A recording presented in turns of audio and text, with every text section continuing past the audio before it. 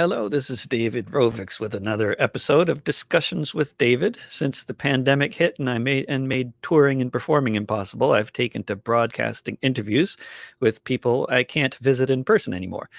They're live streamed most weekdays at 10 a.m. Pacific, 1 p.m. Eastern, 6 p.m. GMT on various platforms, including the Facebook pages of Popular Resistance and KBOO Community Radio here in Portland, Oregon. All these interviews then go up in podcast form afterwards, which you can find if you look up This Week with David Rovics on any podcasting platform, or just go to davidrovics.com. I also do a live concert from my living room on the last Saturday of each month at 1 p.m. Pacific, 9 p.m. GMT. Today, we're spending the hour with Rory Waterman, talking to us from his home in Nottingham, England, where he is a senior lecturer in English and creative writing. Rory has published several books of his own wonderful poetry on Carcanet Press, Tonight the Summer's Over, Sarajevo Roses, and most recently, just last May, Sweet Nothings. Rory, welcome to my little live stream show. Thank you. It's nice to be here. I like your. I was saying before. I like your black backdrop. Your special curtained-in sort of room. It looks like you're in a void. Whereas I've got a stain. I've got a stain on the wall. You've got the stained wall. Yeah. It's not more. It's not where I lean. Typical. It looks like it's where I lean my head. You know, it looks like an old man's bed or something, but it's not. I swear. If you raised up the screen, then it would be a different angle, but it's that's a fine angle. I had this curtain in the living room for having house guests, because we don't have a guest room, but at least we could provide a little visual privacy when for people on the couch, like someone visiting a hospital. Yeah, it's like visiting a hospital, right? And we barely ever used it for that purpose, but it makes a great studio anyway. Yeah, it's great. Yeah, good. Anyway. Rory, I want to get you to read some poems for us, but would you maybe could we start out with reading a poem, perhaps? Yeah, all right, okay. You caught me on the hop. Sorry, I'm going to try and share the screen. Yeah, let's experiment with screen share. So yeah, this will be no good for your podcast. That's okay. But they can enjoy the silence, the moment of quiet. Share screen. I don't know if this is going to work, so I'm not going to do it. It could probably work. It'll pop up on my screen that there's something to share if you click that share screen. And share entire screen share. No, it's just not letting me do it. Oh, okay. I apologize. No, they don't need to see it anyway. They can find it on the web. It's all there. RoryWaterman.com. They can find lots of links to poems and books of poetry. Yeah, you can. And this one's actually there. This one was in Poetry Review about 8 months ago or something. Excellent. So this poem's in it's in my new book, Sweet Nothings, and it's called Like Father. And if I appear to be glaring through you, it's because I'm reading it. You're reading it on the screen. I'm not a performance. So it's not the 1,000-mile gaze, kind of like like when you've been driving or something, you just it's not that. So the poem's called Like Father. Okay. So I was born in Belfast, but I grew up in England. My parents separated when I was 2, and my mum moved to my grandmother's house. And my aunt lived there, and my cousin lived there as well, in a 3-bedroomed house. And my grandmother slept on a chair in the living room and died too soon. She was great. She was wonderful. She was like a second mother to me. And I had quite a complicated relationship with my dad. So this is quite a solipsistic poem, actually. He is a very difficult man, and he's a poet as well, actually. So that runs in the family. In other ways, he's taught me a lot about how not to be, I'd like to think. And when I was about 18 or something, I tried to write a lot of poems. I'm sure you did the same, David. I'm sure we all did, and I'm sure they were shite, and that's no discredit to you, but that's kind of what happened. Absolutely. I Yeah. still have notebooks that were saved in my mother's attic that she mailed to me. And Yeah, right. I was reading about how you were going through your old stuff when you were 18 and rewriting a Yeah. lot of the stuff you started. That's a neat idea because there's always some great little lines and stuff. And I mean, I find some really great lines. Nothing complete from when I was young that's any good, but some great lines. Right. Yeah. Yeah. Well, I had I had a kind of awakened social conscience when I was about 15. My grandmother died, and the little lodge house we'd lived in, it was her. We thought it was her house, so we thought it was our house, but it didn't. It belonged to this big farm estate, Nottingham Farm Estates, which is now owned by Dyson. And they reclaimed the house straight away. So we had a month to get out and to find council housing, what you call social housing. So I was biking around all over the other villages looking at this housing, and then ringing my mum up from phone boxes and saying, this one looks okay. And of course, now you couldn't do that. Now you'd be in a bed and breakfast for I don't know how long. You wouldn't really have that kind of dignity, but we could move into social housing, to council housing. Without any 5-year wait or anything? No, yeah, because I was a kid still. I was 15. Ah, that's right. So right, yeah, right.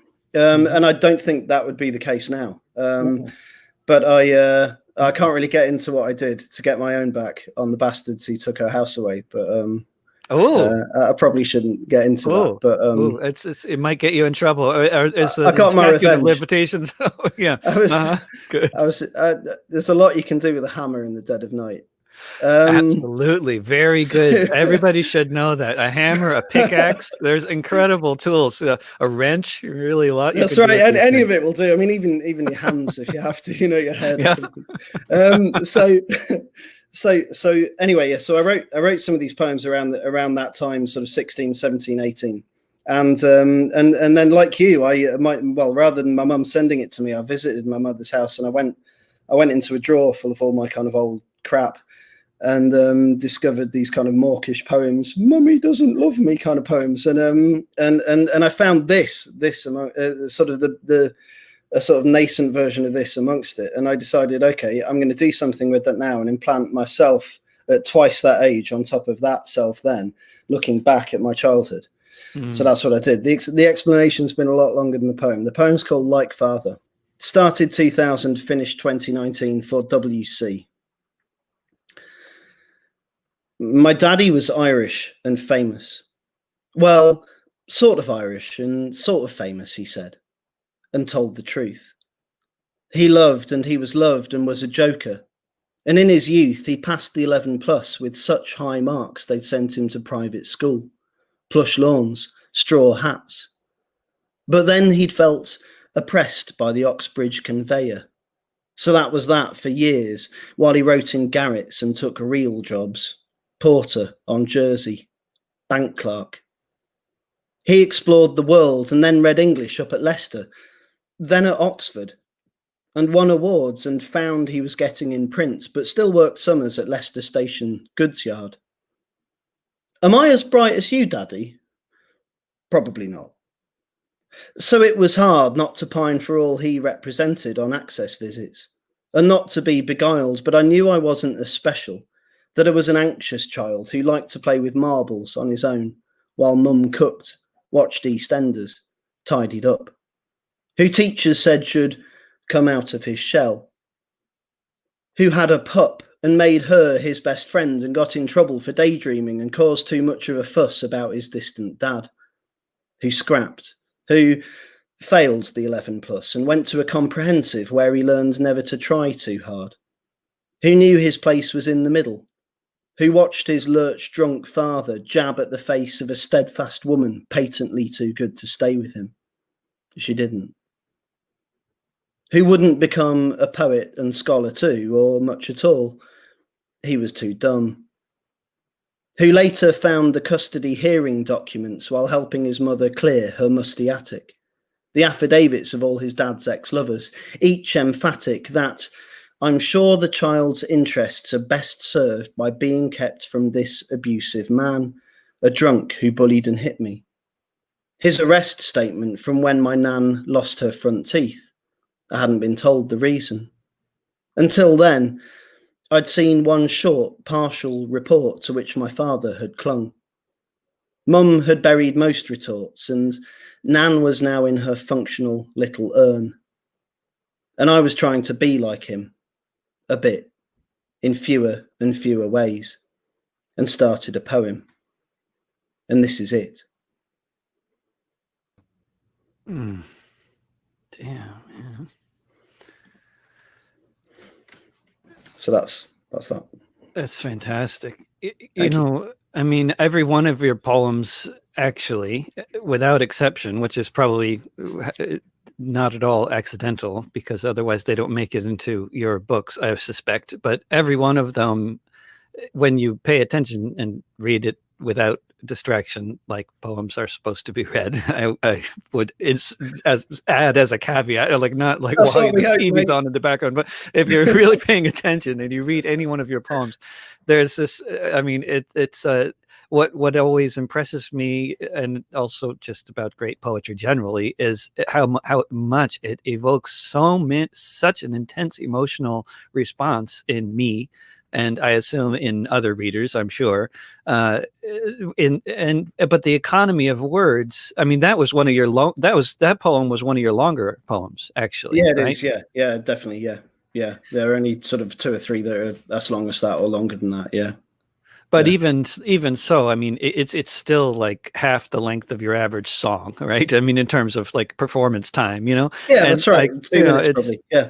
The economy of words that what got it's such a annoying question when I get asked this question. How did you get started into playing music? You know, but what was it that about this particular form of writing? I mean, aside from your father being a poet, got you into it? Or was that, I mean, I guess your father being a poet would have been a massive sort of driver in that direction, because it was obviously something you were familiar with, like both my parents are musicians. That's exactly it. Yeah, like, okay, yeah, so there we go. Yeah, so I think that's partly it. I mean, I didn't grow up with my dad at all. He lived in Ireland, and it's a very good job I didn't grow up with him, because he was kind of a quite abusive drunk. But certainly I was aware, unusually aware of poetry as an option, something that existed in the world. And I remember him buying me books. I've got a copy of Shane Massini's selected poems with, you know, From Dad 1994 written on it or something. So he was trying to encourage me to read poetry. The thing is, like, I was a rebellious kid, and most kids are, right? I wasn't going to do what my parents wanted me to do. And I was growing kind of aware that I certainly didn't want to be like him. But I was very aware of poetry as a thing. And I read a lot, and I listened to a lot of music, and I was always very interested in words and the way words can be put together and the way they can evoke things, not directly or through metaphor or connotation. And there are some great songwriters who hugely, obviously it's Joe Strummer's birthday today, right? 68, I think today he would have been. I mean, the lyrics of the Clash were kind of hugely influential to me as a kid, and they still sort of are. I mean, you know, there's did you get into punk rock? Was at an early age, punk rock was a big influence? Oh yeah, absolutely. Well, I got into metal, right? Metal, because I was you know, I liked anything that was loud and aggressive sounding. Yeah. And when I was sort of about 11 or 12, and then from there I kind of became increasingly interested in punk rock. Yeah. So and the Clash and the Stiff Little Fingers and all these bands that I'd missed, you know. I couldn't really kind of go see them live, or I suppose with the Stiff Little Fingers I could and did, but like generally speaking I couldn't. They didn't really exist anymore. But that was the kind of world of music I inhabited. You were born in 1981, so you're born sort of a few years into the punk rock. Yeah, of course. I'm born too late. That's right. Yeah, I mean, I always thought I was born too late, being born in '67 too. You know? No. The luckiest in terms of the generation of music they grew up around. The luckiest person that I know that you know is Attila, right? John Bain. Yeah, he was born at the right time. Oh fuck yeah, absolutely. The punk rock phenomenon. Yeah, that's when it all happened. So. So I was very aware of kind of the way you could, and I'm quite good with words, with the written word, and thinking my way through things and kind of presenting complexities and keeping them open to complexity. And I think with songwriting, tell me if I'm wrong, like I don't really believe in generalizations, which is a generalization itself. But I think in general terms, with a song, I don't really particularly like the term protest song. It just sort of seems like a box to put things in. But with music about things, particularly if they're political things, you can be quite on the nose, right? You don't have to deal in subtleties in the same ways. You have to deal in complex ideas. So I think of a song like yours, which I think is wonderful. Like you've got many great songs, but What If You Knew, which has some fantastic lyrics, but I don't think it would work as a poem because it doesn't leave us to work those things out. It runs at speed instead and presents us with things. If you could kiss the cheek of the child in the sweatshop that made your shoes, it's like brilliant lyrics. It works fantastically. That line might work in a poem, but generally speaking, the song tells us something rather than leaving us open to working it out. And that's maybe a fundamental difference often between poetry for the page and sometimes performance poetry and song, which I kind of think go together more in that sort of way. I mean, I'm talking a lot of horse shit here, but there's something in it. No, it's. I mean, I often say actually that the best way to talk about anything in terms of lyrics or I'd say poetry is generally you don't tell people what you think or what you feel, but you describe things that lead people to those. But the thing is, that's right. I say that, right? But from your perspective, that's not necessarily what I'm doing in my songs, and I totally see that because I mean it's all a matter of degree, you know. And because I mean you can be even much more in your face than my stuff is, you know. Like you can be much more expressing your opinions and your thoughts, even you know to a much greater degree than I do in my music, to the point where it would you know basically turn off all but the most fanatical you know listeners, you know. But right. But it's a matter of subtlety matters. Subtlety is really important, and I think generally speaking, but also like so is just anger or resentment or those things. They're all valid, but like you know you don't want if you like chili, it doesn't mean you want a bowl of chilies, right? You know, right? Like, exactly. Yeah. So there's gradation to those things. Have you know, in terms of that last poem and other poems that you've written on the subject? I mean, like, have you thought about which I know you have, but being born in 1981, which was a very to anybody with a passing familiarity with history, that's a very auspicious year to be born in Belfast, and you know, regardless of your family situation, it's not at all a surprising year to be, you know, soon after that leaving Belfast and moving to Lincolnshire. But I mean, I would say that basically the entire population of Belfast in 1981 were trauma survivors. Yeah. And have you thought about that? That your inheritance of multi-generational trauma, even though you didn't grow up in Belfast, but just being from Belfast? There'd be something vicarious about it if I said I did in some ways, because I didn't grow up there, and my parents are I mean, well, they're English. I mean, there may be my dad's ancestry is entirely Irish, but I don't think that counts for anything. If you think that blood defines your characteristics, then you know, oh, he's like that because he's Irish. He's like that because he's Italian. Oh, he didn't grow up in Belfast, your father? It's a very short step from that to he's like that because he's a Jew. Do you know what I mean? It's like it's do you know what I mean? Like bloodlines don't. So he but he didn't grow up in Belfast during no he didn't. He moved. Well, so he was born in 1940 in London.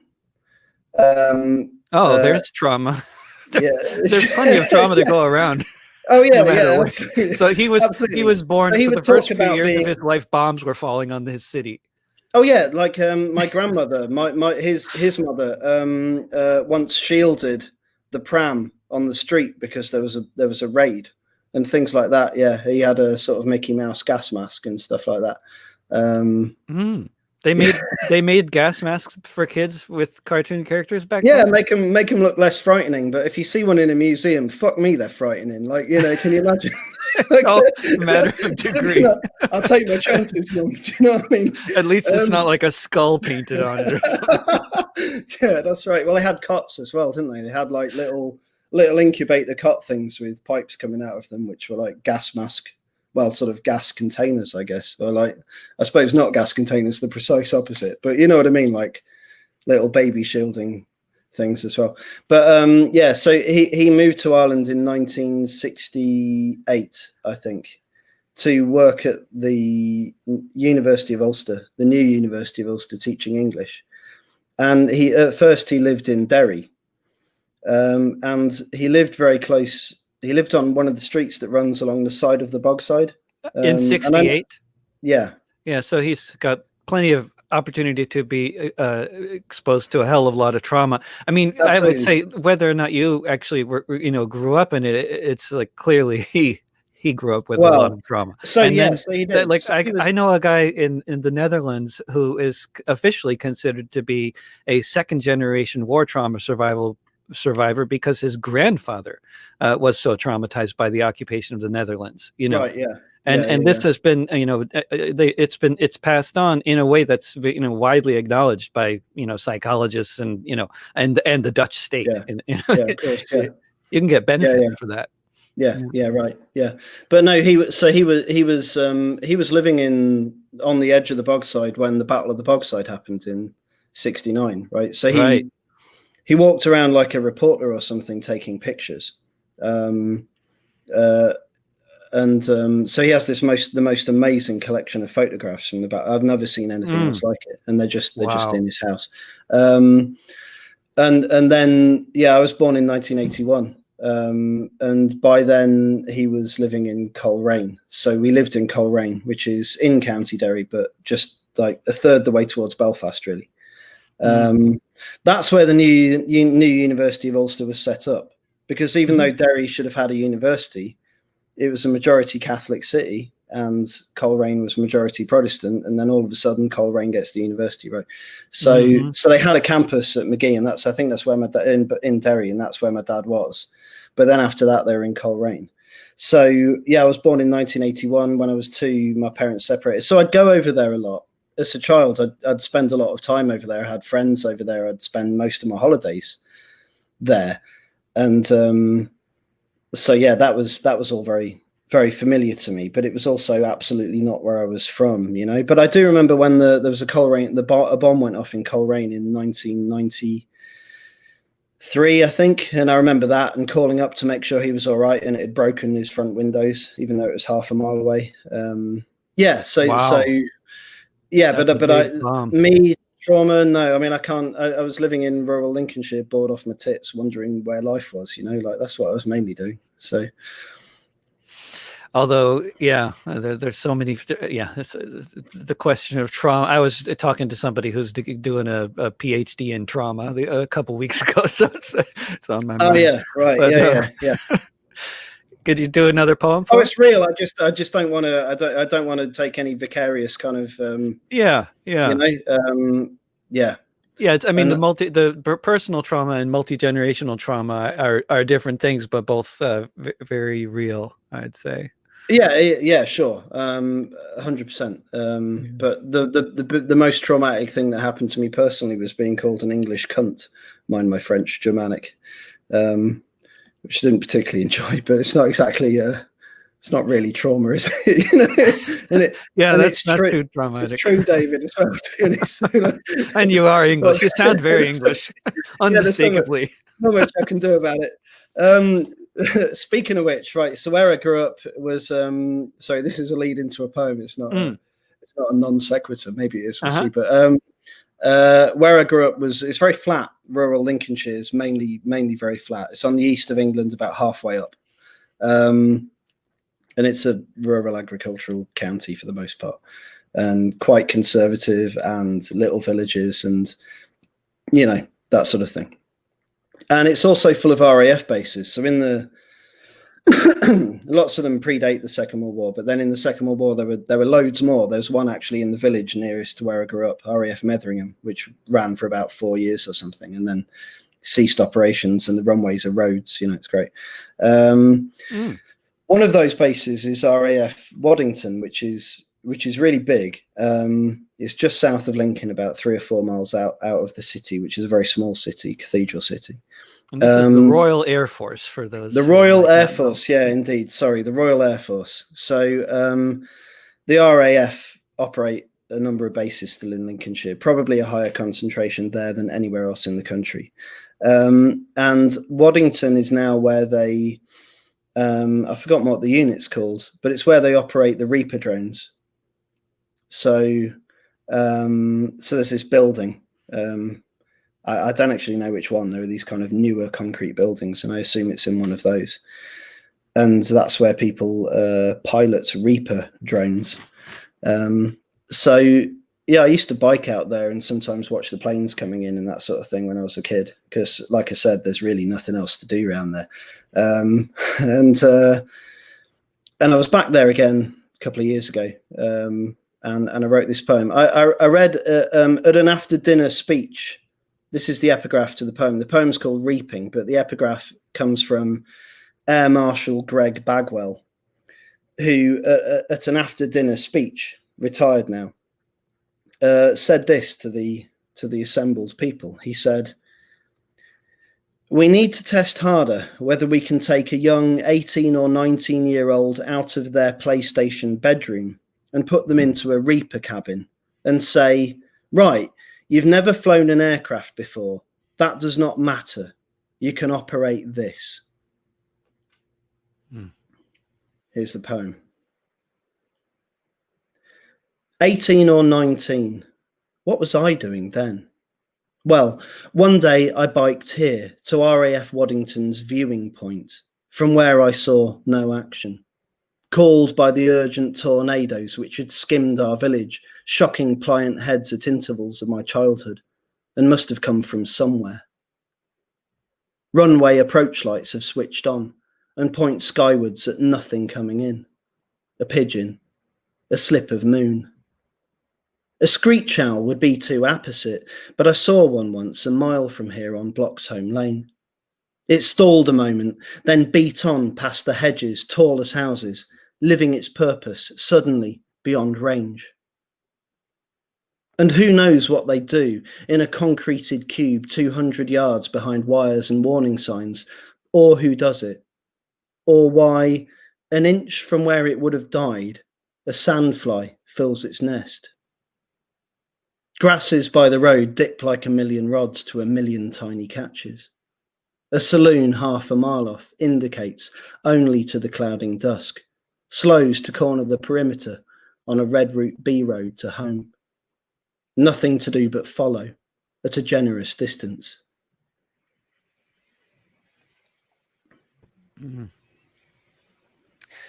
You're tuned to Discussions with David, which goes out live most weekdays at 10 a.m. Pacific, 1 p.m. Eastern, 6 p.m. GMT on the Facebook pages of Popular Resistance, Cebu Community Radio, and elsewhere. You can find it in podcast form if you look for This Week with David Rovix on any podcasting platform, as well as at patreon.com/DavidRovix and at davidrovix.com.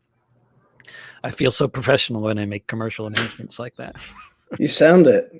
Sorry, a door's just swung open. Do you mind if I go? And this is very unprofessional. Do you mind if I go and shut it? No, we don't mind the noise of the traffic. I'll be right back.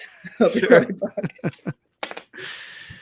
We are talking with Rory Waterman, lecturer at Nottingham Trent University and poet who has various books of poetry, including a very recent one. Sorry, Rory, did you have tour plans for this book of poetry that were dashed by the pandemic?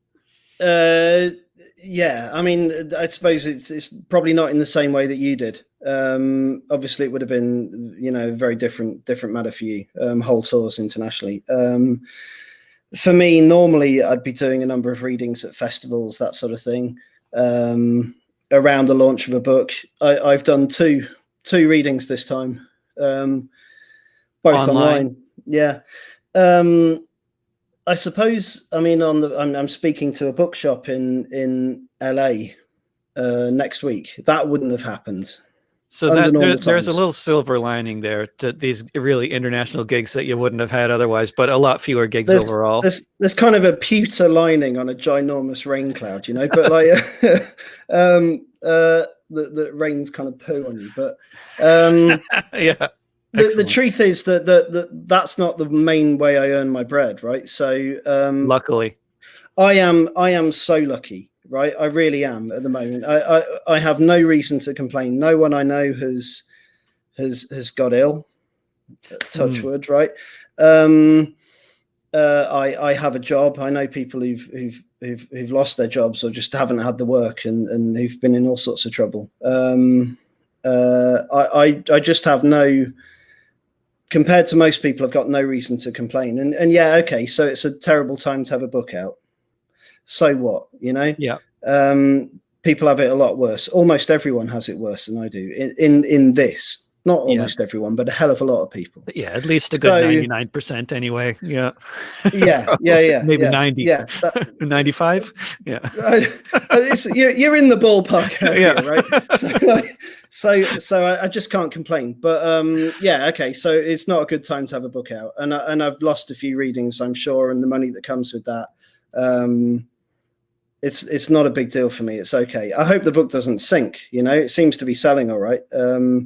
People are finding out about it somehow. Yeah, I mean, I suppose I've got 2 books behind me, and they did all right. So I think that makes a big difference. You know, I think it would be a bad time to have a debut with no fanfare. But and some of your poems, some of the recent poems have been published in popular newspapers as well. So that probably helps. Stuff like that, yeah. So there was one in the Guardian, and I've had poems in the New Statesman and. Various poetry magazines, Poetry Review, which is the biggest of the poetry magazines here, probably, and other places like that. The Times Literary Supplement. So yeah. So like I've been quite well served, really. So, you know, maybe it's had a bit of an effect on the number of readings I've had, but you know, if that's the worst thing that's happening in my life at the moment, I am one lucky boy. You know, so it definitely beats a ventilator. Yeah. Yeah, it beats a ventilator, doesn't it? And. Yeah, I mean, I'm keeping a close eye on what's going on in your country as well at the moment. And, I don't trust a thing that our government says about coronavirus. I haven't, you know, they're not transparent. That, you know, we know that they're liars and crooks and shysters, and Boris Johnson's gone fucking missing again. Which at least makes me not want to punch my television, you know, but like, he's gone missing. Yeah. Is he, well, he just sort of, no, well, who knows? I mean, he just sort of vanishes every now and then. I'm a bit like you know, Uncle Donald. He doesn't really want the job, it seems like, you know. Right. And it is interesting how, I guess this has been said a lot of times, but the US, the UK, the 2 countries who've really, really suffered with this. And okay, there are reasons that are beyond the control, that there are vagaries of, you know, possibility and all those sorts of things, but all the same, they're possibly the 2 hardest hit countries, along with maybe Brazil, Belgium, for a different set of reasons, really. And when you look at the United Kingdom and the USA and Brazil, they're all led by kind of shysters, aren't they? They're all led by like, you know, what we call populists who really aren't. Yeah, con men. That's right. People who are, who have kind of who don't have any principles whatsoever. It's just a really interesting phenomenon that's what's happening. Especially in the 2 Western countries that have done the most in terms of like getting rid of the vestiges of social democracy and austerity budgets and stuff. And you look at the countries in the West that used to have welfare states, and you know, the US is principal among them, and in terms of Europe, definitely the UK has done the most to gut social spending, you know, at least in Northern Europe, you know. It's shameful, and but one thing that, of course, you have, I don't know how lucky this is actually, because I mean, Joe Biden's such a sort of milquetoast candidate, but you have the chance to get rid of the most egregious leader in the Western world, right? this well, year. we'll see about that. I mean, I know you're still living there with an expat from the US, and We have paying a lot of 5 years. We have 5 Yeah. years. We have years of this, and by then people are quick to forget. And I can we'll see if there's going to be an election in November. What do you guys think? Is there? I don't know. I mean, like, American politics, in a way, we view it a bit like sport, don't we? It's sort of like happening a long way away, but at the same time, it affects us so much as well, and affects so many of the things that we care about too. And everything that happens in the US seems to end up being sort of implanted here, whether it's kind of for the better or the worse, right? So, what do I think? I mean, I as far as I can tell, obviously he'd love to stop it, wouldn't he? But it doesn't seem like he can. What difference will it make? Yeah, well, I mean, you know, who'd vote? Why would you vote? Why would, under any normal circumstances, why would anyone vote for Joe Biden, right? Mm-hmm. Yeah, well, that's part of the scary thing too. Is like he's certainly not exactly inspiring of any kind of, Look, he was the one there to make Obama look good.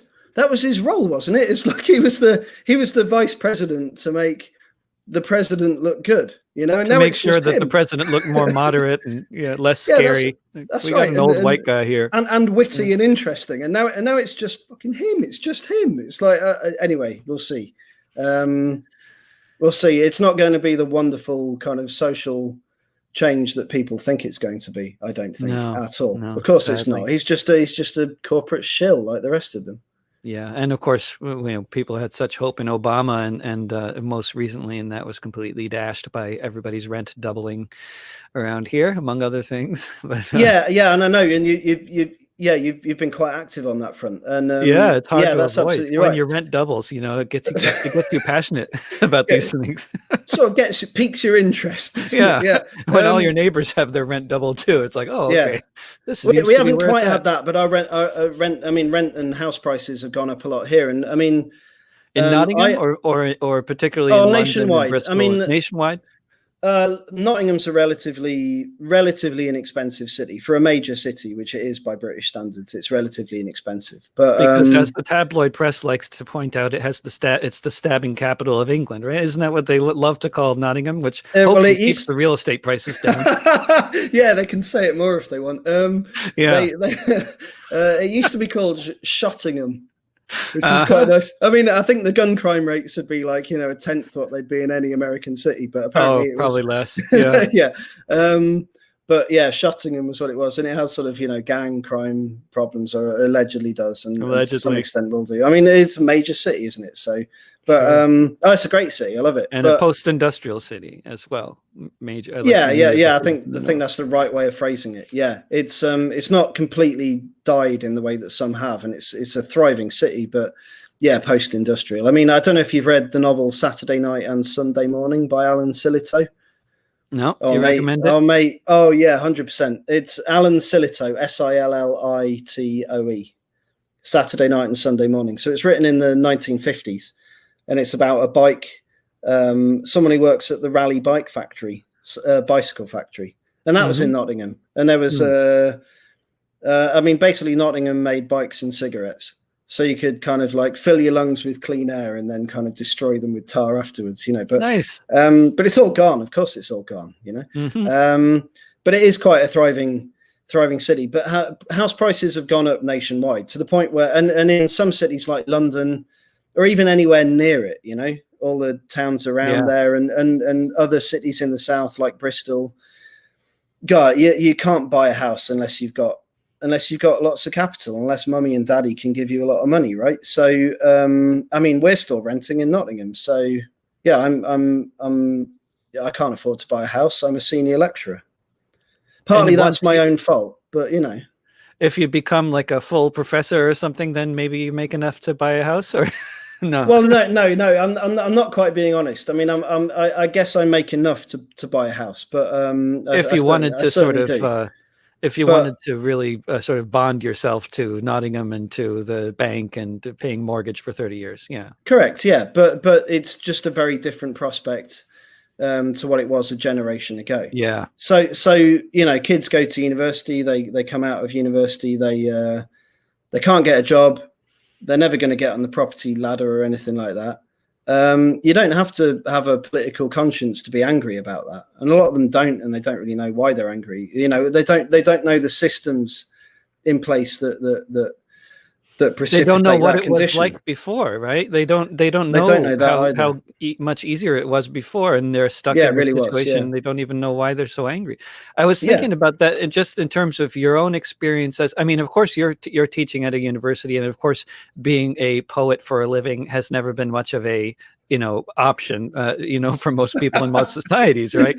But you also have been, your career also basically began with the collapse of the publishing industry and the music industry. Oh yeah, fair enough. I mean, the poetry publishing industry is always a cottage industry, right? That's right. So right? There's never really been a poetry publishing industry, but the rest of the publishing, the broader publishing industry, sort of collapsed during your tenure as a poet, basically. Yeah, it's this bit, but in some ways, but obviously with music, I mean, I think you're not putting out CDs anymore, actually, from now on. Is that right? Yeah. No point. Yeah. I mean, books at least don't require batteries or book players. So I think there's a little more, a little more longevity.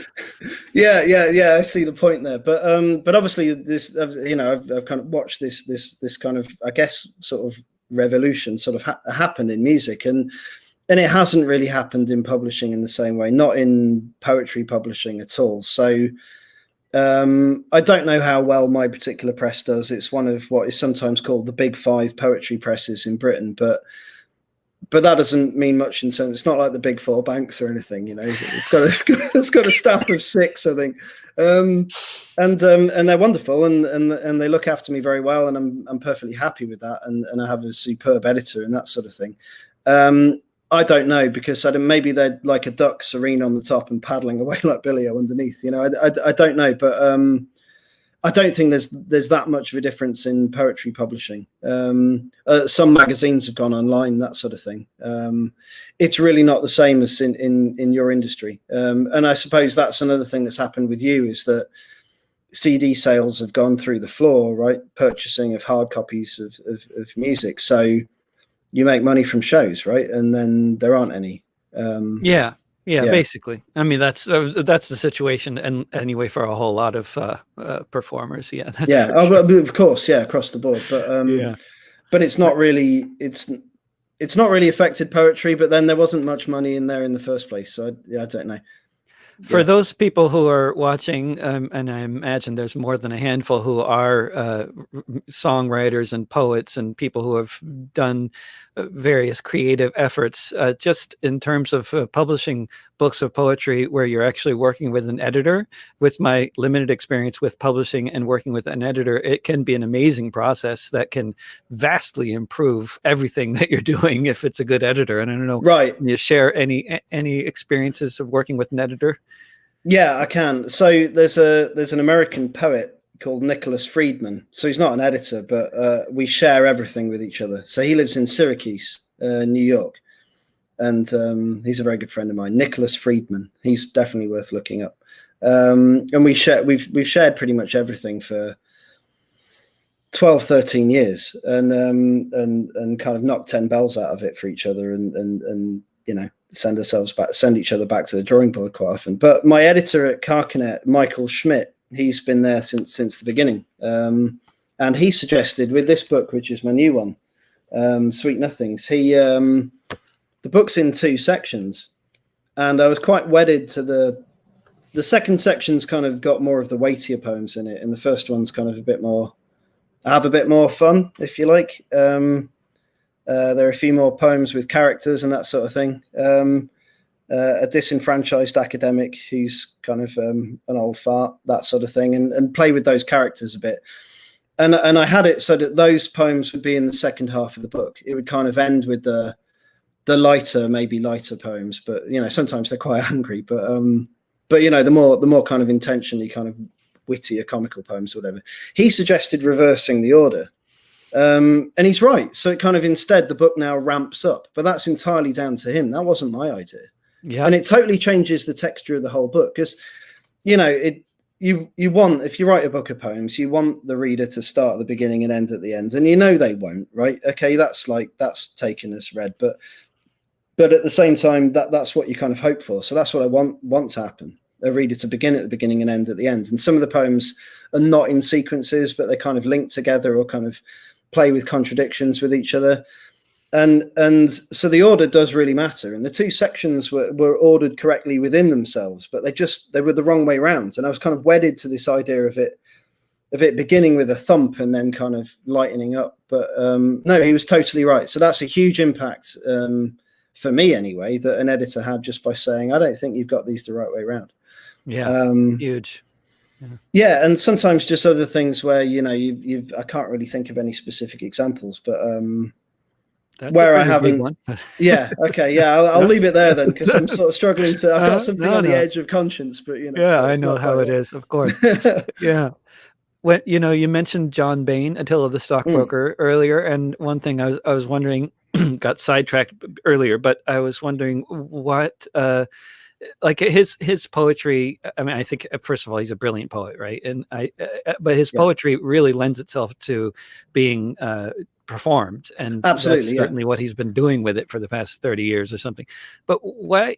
I mean, but at the same time, though, although it's not like your poetry and a lot of other poetry that's not sort of performance oriented, it's still I mean, it does all the same things to a listener, you know, in terms of having such an emotional impact when you hear it, you know, but maybe as much as when you read it, you know, at least. And I wonder what is this divide, and how did this? I mean, I see it around me since I was young, you know. But what is this divide between the performance poets and the non-performance poets, and you know how rigid is that line, and how did you end up on the non-performance side of the line, in a sense?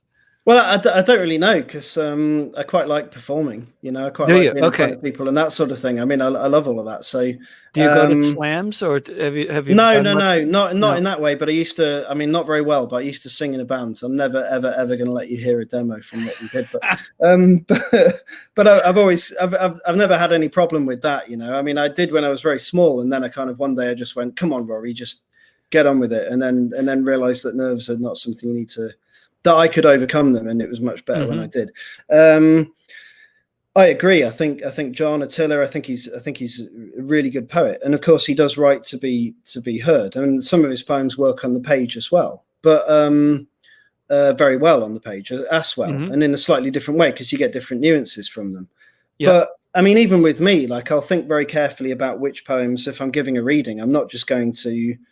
About half of the poems in the book, I probably would, or any of my books, I probably wouldn't choose to do at readings or anything like that. And most of the poems that I read, I know off by heart, so I end up kind of more or less performing them anyway. But yeah, some don't really work that way, because they require you to be able to see them and sort of think through aspects of them. Part of it is visual, like the way it's laid out on the page.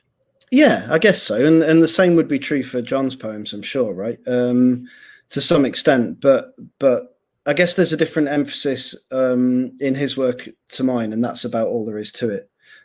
He thinks, I guess, we'd have to ask him, I'm talking for him, but I'd imagine he thinks very much about how things will come across in front of an audience. And I think more in terms of how things will come across to a reader. Yeah. But other than that, I don't think there's much of a difference. There's a slight difference. It's the same, you know. What is poetry? You know, it's kind of hard to define, isn't it? So maybe we're not quite doing the same sort of thing, but there's a great point of connection anyway. Right. I mean, he's definitely a poet, isn't he? So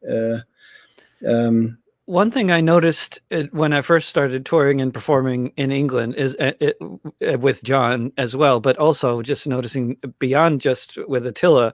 It's not uncommon in sort of various sort of music and poetry scenes in England to write serious poetry that rhymes, whereas here in the US, it's completely unheard of, I would say. I mean, from my experience, I mean, that's changed, but when I was younger anyway, and going to a lot of poetry slams and more open mics and more kind of in the performance scene, not that I was performing poems, but I was kind of more in the scene in Boston, and nobody did rhyming poetry. No, well, it's hard, isn't it?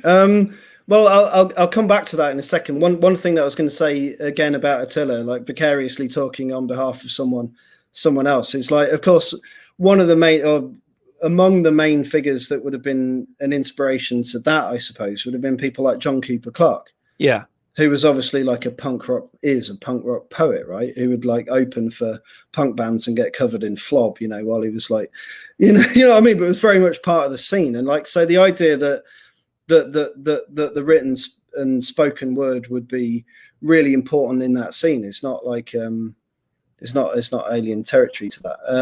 And I guess like he's an inspiration to me as well, but in a different way, not necessarily directly to the art I do. And I don't know he is for him either. But anyway, so rhyming poetry, I guess in the rhyme and meter, like, structured kind of metered poems. I mean, it can seem very kind of staid, can't it? And sometimes. And in America, there's this group of poets, the new formalists, who've been in existence for quite a while, and they tend towards the right. They tend to be sort of like a bit right wing and conservative as well in their attitudes to poetry, like, and art generally. Like the magazine called New Criterion, which basically exists to say, why are there so many immigrants, and why don't artists make sense anymore? And that seems to be that just seems to be their shtick. And to some extent, new formalism is linked to that. Not entirely. I'm being very unfair because it's not a political ideology, but you can see how there's an inherent conservatism that would appeal, right? Social conservatism, sort of. Yeah, that's right. And traditionalism. And I'm interested in tradition, but I'm not interested in those other aspects of that. But I certainly believe in the strength of tradition, and things like sonnets, for example, I think can be very powerful because they carry all the things we expect a sonnet to do with them. And then you can play with what those things are. You can take them away and then subvert things. And because you're playing with a received form, Right. So you're kind of, it's like a palimpsest. Yeah. So there's a palimpsest you can create. So it's not a restriction. And there's the great German poet, Rainer Maria Rilke, talks about, rhyme being the deity of very secret and ancient coincidences. And I love that. Like there's a kind of a quantum leap of sense between good rhymes, because they chime, don't they? That's how you notice a rhyme. It's like it makes the same sound as it did before, so you can play, it gives extra things to play with. So there's nothing to be scared of, but writing in meter can be quite difficult, and it can come across in quite a boring way. It's very good for being witty with, of course. That's the thing, right? Sharp, it's always good for that. Yeah. Yeah. Apart from anything else. But I mean, but it can be so much more. Oh, a hell of a lot more. That's right. Yeah. I really think so. And so I don't know if this is a particularly kind of wonderful answer, but I mean, I think it's a tool I want in my toolkit. But I don't always write in rhyme and meter. But when I do, it's to play with what that allows me to play with. Yeah. Yeah. Did you do another one for us? Yes, mate. Of course. Right. So this is from the previous book called Sarajevo Roses. And I've forgotten which one it was going to be. Okay. Driving through the pit village. So, there are 3 poems in, the title Sarajevo Roses implies a kind of focus on foreign places, foreign to here. And that is central to the book. And a Sarajevo rose was the mortar shell. During the siege of Sarajevo, of course, the city was shelled a lot, and a lot of these, the holes were filled in with red resin as a memorial. And they were called Sarajevo roses. And often because of the shrapnel, you get kind of concentric rings of indents out from them, which are full of red resin now. And of course, as the city is very slowly rejuvenated, a lot of these are just going. But that's the texture of the book is mainly based around kind of ideas of, I guess, conflicts between people. But this poem's called Driving Through the Pit Town, and it's very much focused at home. And so where I live in Nottingham, just north of here, we've got the North Nottinghamshire coalfield. And he talked about post-industrial, and I said that Nottingham still thrives largely, which it, sort of relatively speaking it does. But some of those towns up up to the north of here really do not. They're former mining towns, and they don't have a lot of industry, many jobs. And now, in the recent election, a lot of them have been convinced to vote for the Conservatives over Jeremy Corbyn and the Labour Party, which, anyway, that's a different matter, and it's beyond the poem. But the poem's called Driving Through the Pit Town, and it's dated 2013, which is the year that Margaret Thatcher died. Driving through the pit town. There's not much round here now, you say. Just huddled brick or pebble-dash terraces and tiny new builds where the pitheads were. Bare hills fly up beyond the town you left, with clasps of scree, caps of sodden green pitched above the neat slate pitches, but your eyes stay on the road. The side streets jut left and right, so many of them, like ribs. You jab a finger. We lived up top of that one. Then, surprise, a pale sun picks at a slit in the paper sky. Yellow slaps down momently and slides along the valley, and the half a pit wheel trenched in the roundabout shimmers, red as flesh. We won't stop here.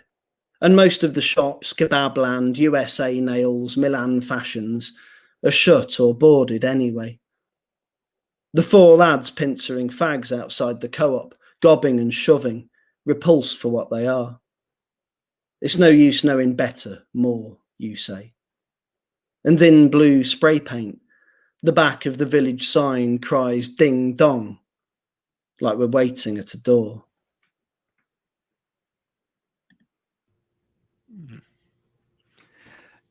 You know, it strikes me that poems, I mean, there's poetry in the age of Twitter.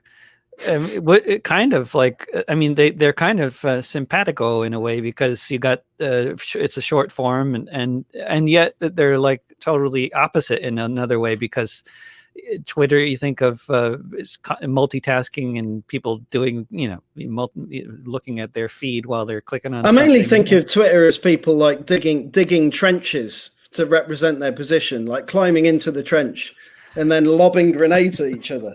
And that's pretty much all they do. Like, and they're like, lads, what do you think in the trench? Oh, you think that as well. Oh, what do you think? Oh, you think that as well. Well, let's not listen to those bastards. They've got a grenade, and that's Twitter. That's really good. I kind of think of Facebook that way, but I guess, I mean, really all social media really has those characteristics. But, yeah. I mean, at least Instagram's mainly just pretty pictures and stuff. Yeah, they had it down. I think limiting it to pictures, to making sure that you can't post anything unless it's a picture. That seems to have really helped with keeping people from just shouting at each other. But they're all run by bastards, aren't they? There's no interest in like keeping us from doing those things. They want us to do those things. Unrest and then continued unrest and more of it, of course, is how they drive people to tweet more and therefore get more from advertising. It's all so obvious, and we're like. Yeah. We're so obviously geared up towards wanting to interact. We're a social species. We want to connect with people, right? We do inherently, and it's the only reason we're here. It's the only reason, like, I'm talking to you on this computer, is because people have it's because of collaboration, right? Humans coming together and working. I know there are many awful things people have done with these things, but the general desire to kind of like to know, to understand, and it requires collaboration, and it's the only reason we've done it. It's the only reason we're not kind of like making fire in caves, right? And can build on the knowledge we have collectively.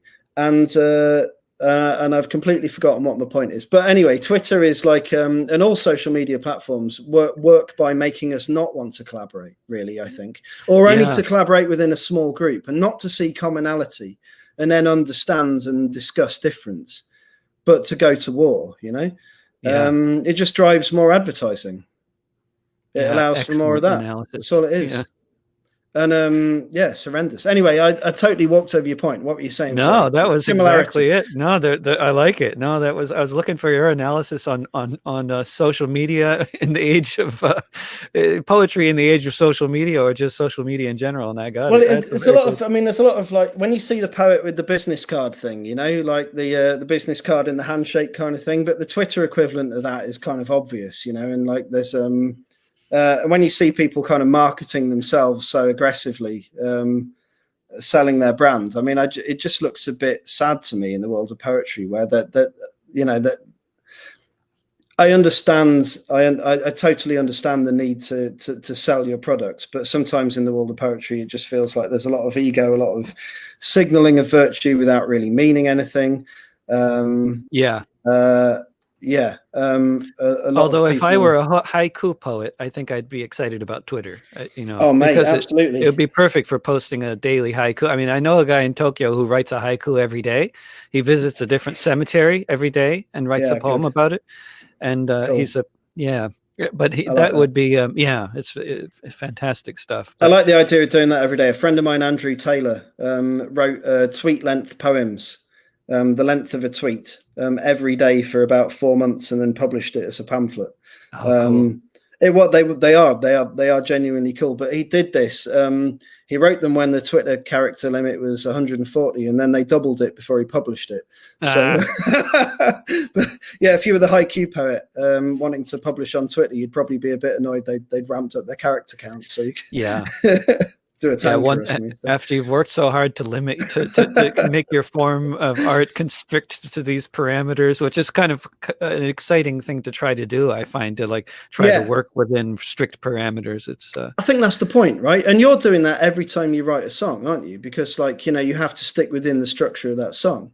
Yeah. Right.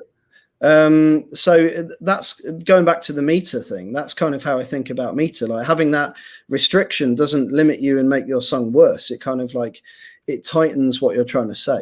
Absolutely. It forces you to work on that trajectory and get the right you don't word let down. It defeat you, if you don't get defeated by the meter, defeated by the restriction, you can just, okay, 100%. I'll just do a forced rhyme here because I have to do something that ruins the whole thing. You can't. Because there are bad artists everywhere, right? But I mean, I've never heard a lyric of yours that does that, but you'd have rejected lots of things because of that. But that's right. What climbs over the hill is worth it, Yeah. Anyway, Rory, thank you so much for joining me for the hour. It's been a great pleasure. Pleasure. It's been really nice. Yeah, you too, mate. You too. Yeah. Hope to see you in England sometime after the pandemic. Yeah. Absolutely. Well, next time you are here, I used to enjoy driving you around every now and then to things, and then I just got too busy and it just didn't work out. But yeah, you can put me on driving duty again, David. I'll be happy to help. Excellent. Take care, Rory. Cheers, mate. Take care. Cheers. And thanks for tuning into this conversation with Rory Waterman in Nottingham. You can find all of these discussions archived in various places, including on my YouTube channel at youtube.com/drovics in the Discussions with David playlist. You'll also find them all in podcast form if you look for This Week with David Rovics on any podcasting platform, or just go to davidrovics.com.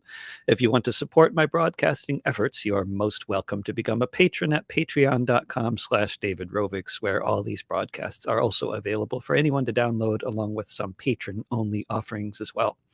If you're in the Portland area, please go to artistsforrentcontrol.org and sign up to receive text notifications so you can be part of Portland emergency eviction response when the investment banks that own half of this city start trying to evict so many of our neighbors.